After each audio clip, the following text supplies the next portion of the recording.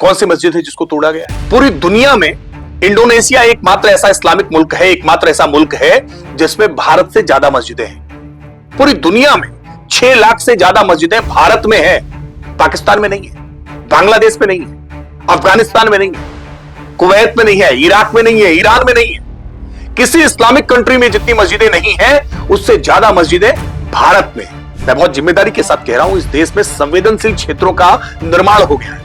और संवेदनशील क्षेत्र जब मैं कह रहा हूं तो इसका मतलब समझ लीजिए कि वो मुस्लिम बाहुल्य क्षेत्र है। डेमोग्राफी चेंज करने का प्रयास किया, और डेमोग्राफी चेंज कैसे हमारे देश की एकता अखंडता के लिए खतरा उत्पन्न करता है, क्योंकि इस देश का विभाजन हमने मजहब के आधार पर देखा है कि कैसे जब किसी क्षेत्र विशेष में मजहब विशेष की गोलबंदी ज्यादा हो जाती है तो देश के लिए विभाजन के खतरे उत्पन्न होते हैं। मजहबी तुष्टीकरण की इस राजनीति ने, इस सेकुलरिज्म की पॉलिटिक्स ने इस देश को बहुत नुकसान पहुंचाया है, लेकिन अब यह देश इन नुकसानों से उबर रहा है, यह देश आगे बढ़ रहा है। आपने पूछा कि संभल में कुछ छुपाया गया, छुपाया गया था, और कैसे छुपा हुआ था एक एक करके खुल करके सामने आ रहा है। जब खुदाई कैसे आज देश के तमाम ऐसे जिले हैं जहां डेमोग्राफी को षड्यंत्र पूर्वक जानबूझ करके बदलने का प्रयास किया है। और हम इन मुद्दों को उठाते हैं तो लोग कहते हैं कि हम हिंदू मुस्लिम कर रहे हैं। मायावती जी का पन्ना अगर तेज हवा का झोंका चले और 2 नंबर का पन्ना उड़ गया तो पहले पेज के बाद तीसरे पेज को पढ़ेंगे, यानी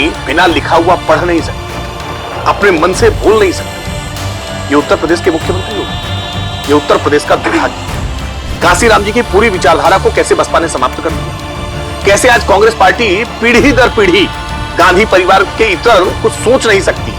हाथ ने साइकिल का हैंडल छोड़ दिया और साइकिल अंजर बंजर होकर के गिर गई, और उस क्लिप काटने के कारण न जाने कितने लोगों के गले कट जाते हैं।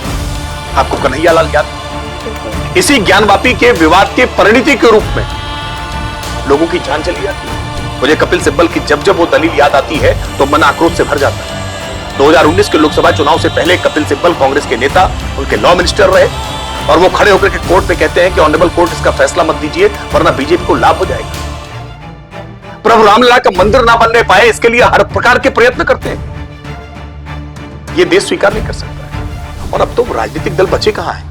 ये राजनीतिक दल जिनको हम राजनीतिक दल कह रहे हैं, इनमें कोई लोकतंत्र नहीं है। ये पारिवारिक तंत्र के आधार पर चलने वाली पार्टियां हैं। ये तो एक गिरोह की तरह से संचालित हो रहे हैं। जैसे किसी गिरोह में सरगना की मृत्यु के बाद उसका उत्तराधिकारी सरगना बन जाता है, वो सरदार बन जाता है, वैसा ही तो हो रहा है। भारत माता की जय का नारा लेते हुए भारतीय जनता पार्टी के अलावा कहीं भी किसी सभा हो रही हो और भारत माता की जय का नारा लग रहा है, वंदे मातरम का नारा लग रहा है, तो बिना पूछे जान जाइए कि यहां भारतीय जनता पार्टी का कार्यक्रम हो रहा है।